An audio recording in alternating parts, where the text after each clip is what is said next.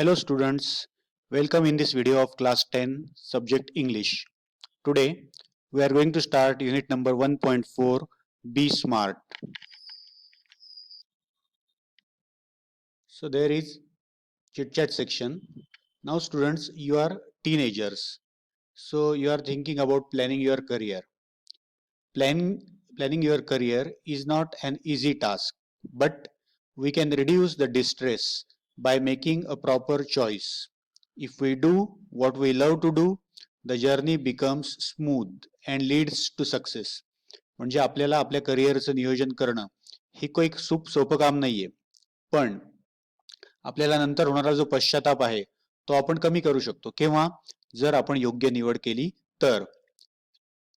जे आपल्याला आवडतं, जे आपल्याला करायला आवडतं ते जर आपण केलं तर आपला जो जीवनाचा प्रवास आहे हा अतिशय छान होतो आणि शेवटी आपल्याला यश मिळतं.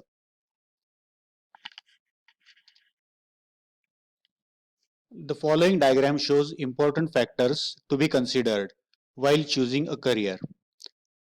इथे एक आकृती दिली आहे. आपण जेव्हा आपलं करिअर निवडतो तेव्हा आपण कोणकोणते फॅक्टर्स लक्षात घ्यायचे हे या ठिकाणी दिलेत. स्किल्स, आपले स्किल्स कोणते आहेत? Interest means what you like to do. Abilities म्हणजे तुमच्या क्षमता.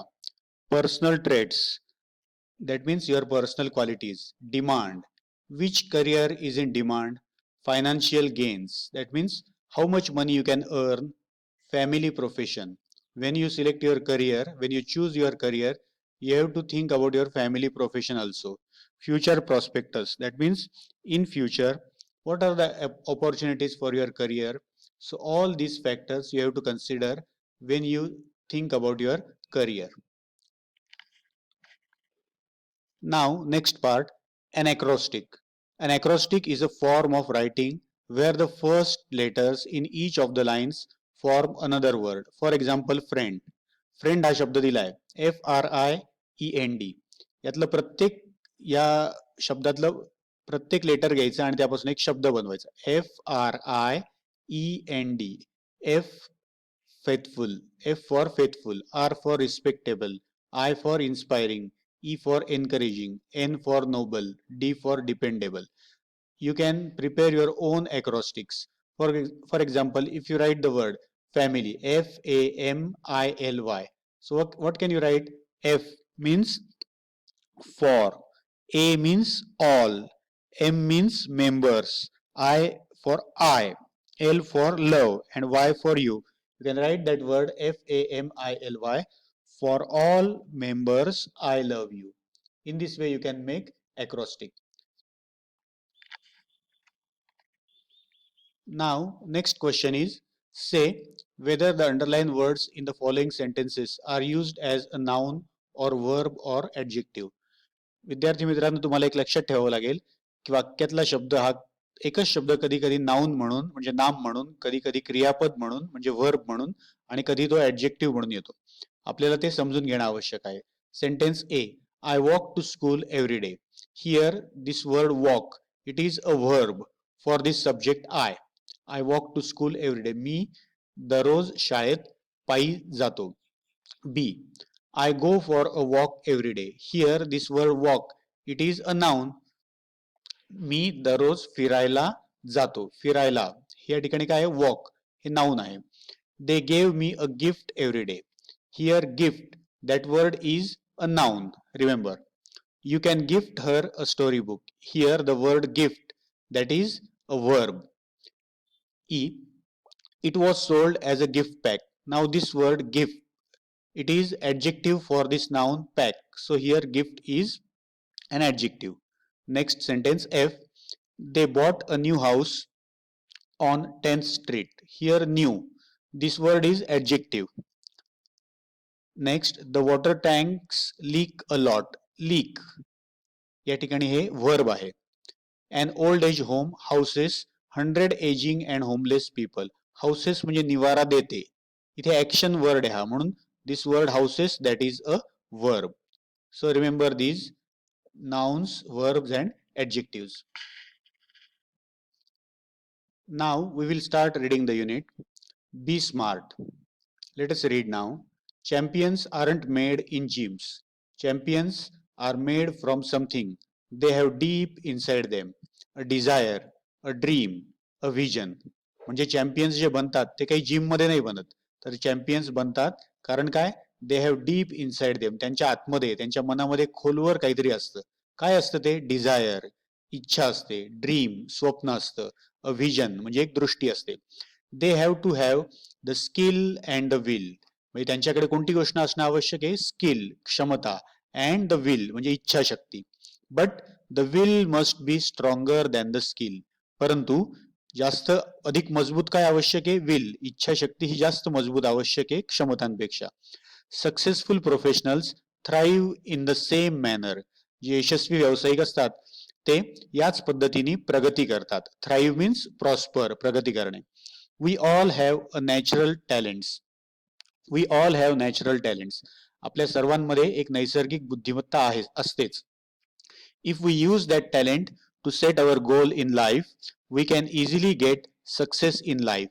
म्हणजे जर आपण ते टॅलेंट वापरलं, कशासाठी वापरलं? To set our goal in life, आपल्या जीवनाचं ध्येय निश्चित करण्यासाठी जर आपण टॅलेंट वापरलं तर काय होईल? We can easily get success in life, तर आपण अगदी सहजपणे आपल्या आयुष्यामध्ये यश मिळवू शकतो.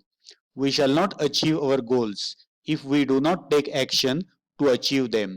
म्हणजेच आपल्याला आपले ध्येय प्राप्त होणार नाही जर आपण कुठलीच ऍक्शन घेतली नाही, आपण कुठलीच क्रिया केली नाही ते ध्येय प्राप्त करण्यासाठी, तर आपल्याला आपले ध्येय प्राप्त होऊ शकत नाही. Setting goals has to valuable assets, a sense of originality and a stepping stone to illuminate the path. म्हणजे गोल सेट करायचे असेल तर दोन महत्वाच्या गोष्टी आहेत. सेन्स ऑफ ओरिजिनॅलिटी, जे काही आहे ते आपलं ओरिजिनल मुळात असलं पाहिजे. And a stepping stone, stepping stone म्हणजे काय? जेव्हा आपण चिखलातून जात असतो तेव्हा आपण कुठेतरी एक दगड बघत असतो की ज्याच्यावर आपल्याला पाय ठेवता येईल, म्हणजे एक आपल्या पायाला आधार शोधत असतो. म्हणजेच आपल्यामध्ये ओरिजिनॅलिटी पाहिजे आणि योग्य ठिकाणी आपण पाऊल टाकलं पाहिजे. त्यामुळे काय होईल? इल्युमिनेट द पाथ, आपला जो रस्ता आहे पाथ, तो कसा होईल? प्रकाशित होईल. Illuminate means enlighten. Goals put one at the hem of life, means goals, they are the in charge of our life. The goals control our life, म्हणजे जे ध्येय असतं तेच आपल्या जीवनाचे प्रमुख स्थान आहे. Pursuing them acknowledges a better future situation. Pursuing म्हणजे पाठलाग करणे. जर आपण त्या ध्येयांचा पाठलाग केला तर त्यामुळे काय होईल? एक अधिक चांगलं भविष्य, ती परिस्थिती आपल्याला प्राप्त होईल. They help to steer a course of life rather than simply drifting along and letting things happen. they म्हणजे कोण? ते ध्येय. ते ध्येय आपल्याला मदत करतात. कशाला मदत करतात? To stir. टू स्टिअर म्हणजे काय? तर दिशा देणे. स्टिअरिंग व्हील पाहिलं असेल तुम्ही गाडीला, प्रत्येक गाडीला स्टिअरिंग व्हील असतं. ध्येय आपल्या आयुष्याला दिशा देते. Steering a course of life rather than simply drifting along, म्हणजे ते आपल्या जीवनाला दिशा देतात. जर ध्येयाने आपल्याला दिशा दिली नाही तर काय होईल? ड्रिफ्टिंग अलॉंग म्हणजे आपण वाहत जाऊ. लेटिंग थिंग्स हॅपन, आणि आपल्या आयुष्यात घटना घडतच जातील आणि आपण वाहवत जाऊ. Setting goals may appear easy, म्हणजे आपले ध्येय निश्चिती करणं सोपं वाटेल. But for some it is quite challenging, पण काही व्यक्तींसाठी मात्र ते खूप आव्हानात्मक आहे. फिअर ऑफ फेल्युअर हा महत्वाचा घटक आहे. फिअर ऑफ फेल्युअर म्हणजे अपयशाची भीती. Fear of failure may be avoided in the absence of any goals, म्हणजे जर तुम्ही कुठलेही ध्येय ठेवलेच नाहीत तर काय होईल? अपयशाची भीती तुम्हाला राहणार नाही. हे चांगलं आहे का? नाही. After all one has to decide what one wants to achieve in the end. शेवटी प्रत्येकाला ठरवावंच लागेल की आपल्याला आयुष्यात काय प्राप्त करायचंय. म्हणजे थोडक्यात ध्येय निश्चिती आवश्यक आहे. To accomplish goals experts recommend a 5 step approach. जर आपल्याला आपले ध्येय प्राप्त करायचे असतील तर जे एक्सपर्ट लोक आहेत या क्षेत्रातले ते एक 5 पंचपदी आपल्याला देतात. आता इथे एक प्रश्न दिला आहे, why do some people find setting goals a challenge. काही लोकांना गोल ध्येय निश्चिती करणं अवघड का वाटतं? बिकॉज, उत्तर तुम्हाला असं लिहायचंय, some people find setting goals a challenge because there is a fear of failure. काही लोकांना ध्येय निश्चिती करणं अवघड जातं कारण त्यांच्या मनामध्ये फिअर ऑफ फेल्युअर, अपयशाची भीती असते. आता आपण ती पंचपदी पाहूया. Smart goals are a methodology of thinking that helps people reach success. SMART stands for specific, measurable, achievable, realistic and time bound. जे स्मार्ट गोल्स आहेत, स्मार्ट हा शब्द तुम्हाला लक्षात ठेवायचा. आपण अॅक्रोस्टिक शिकलो आहोत ना, प्रत्येक लेटरला काहीतरी अर्थ आहे. S for specific, M for measurable, A for achievable, R for realistic and T for time bound. मग स्मार्ट गोल्स म्हणजे काय, तर ही एक पद्धत आहे, मेथडॉलॉजी आहे. कशाची? विचार करण्याची. स्मार्ट गोल्स ही काय आहे? विचार करण्याची एक पद्धत आहे. आणि ती पद्धत आपल्याला काय करणार आहे? मदत करणार आहे. ती पद्धत सगळ्या लोकांना मदत करणार आहे. कशात मदत करणार आहे? रीच सक्सेस, म्हणजे यशाकडे पोहोचण्यासाठी. म्हणून ही विचार पद्धती, स्मार्ट गोल, स्मार्ट ध्येय, ही विचार पद्धती आपल्याला स्वीकारायची आहे, कारण आपल्याला यशाकडे जायचंय. थोडक्यात काय सांगू शकतो आपण? We have to adopt this methodology of smart goals because we all want to reach success. Now see, smart goals have a specific rubric. Rubric means a guideline or a heading. Smart goals have a specific headline. When we read a news in the newspaper, there is a headline, and that headline, how is that headline? It is specific. Headline कशी निश्चित असते, त्या headline वरून आपल्याला नक्की कळतं की आपण काय वाचणार आहोत. तसंच स्मार्ट गोल्स कसे असतात? स्पेसिफिक, निश्चित. Specific involves identifying a specific area for improvement. म्हणजे आपल्याला कोणत्या क्षेत्रामध्ये इम्प्रूव्हमेंट करायची आहे, विकास करायचा आहे, ते निश्चित केलं जातं. The more specific the area, the more refined the achievable of one's goal can be. म्हणजे आपण ज्या क्षेत्रात प्रगती करायची आहे, ते क्षेत्र जितकं निश्चित आहे आपल्यासाठी, तेवढं आपल्याला त्या क्षेत्रामध्ये यश मिळवणं सोपं जातं. It makes it easier to set parameters and work towards the goal. म्हणजे आपण काही गोष्टी निश्चितपणे ठरवून घेतल्या पाहिजेत, काही परिमाणे ठरवून घेतली पाहिजे. For example, if it is building a house, जर आपलं ध्येय असेल की घर बांधणं, काय करावं लागेल? What exactly is the capacity required and how long can it stretch. जर घर बांधायचं ध्येय असेल तर ते स्पेसिफिक असलं पाहिजे. त्या घराची कॅपॅसिटी किती आहे, घराचा एरिया किती आहे, हे काम किती वेळ चालणार आहे, ह्या स्पेसिफिक गोष्टी जर असतील तर घर बांधणं हे ध्येय आपल्याला सोपं साध्य होईल. पुढचं आहे मेजरेबल. मेजर हा शब्द तुम्ही ऐकलाय. मेजर म्हणजे मोजणे. Our goals must be measurable. Measurable, आता याचं स्पष्टीकरण बघूया. Quantifying goals provides specific ways to track progress against goals. म्हणजेच जर गोल जे आपले ध्येय आहेत त्याची क्वांटिटी आपण निश्चित केली तर आपल्याला काय होईल की आपली प्रगतीची दिशा आपल्याला तपासून बघता येईल. This makes it easy to benchmark performance. Benchmark म्हणजे काय, तर एक मैलाचा दगड. जसं आपल्याला गावाला जाताना आपण काही दगड बघतो की तुमचं गावातून 20 किलोमीटर आहे, 19 किलोमीटर आहे, तर त्याच्यावरून आपल्याला कळत असतं की किती अंतरावर आहोत. जर आपले गोल मेजरेबल असतील तर त्यामुळे आपल्याला आपला जो परफॉर्मन्स आहे त्याचा अंदाज येईल. Throughout the goal period including areas to improve. While playing football, one's exact role and position has to be clearly defined.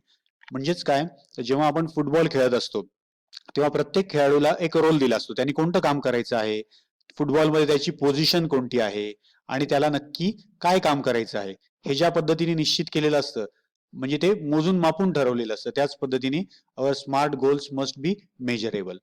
How does quantifying goals help us? इथे दिलाय बघा. Quantifying goals provide specific ways to track progress against goals. म्हणजे या प्रश्नाचं उत्तर या ठिकाणी तुम्ही लिहू शकता. तर विद्यार्थी मित्रांनो, आज आपण पाहिलंय की स्मार्ट गोल्स, आपले जे ध्येय आहेत ते कसे पाहिजे? स्मार्ट पाहिजे. S for specific and M for measurable. M for measurable. In the next part we will see the words achievable, realistic and time bound. So watch the next video.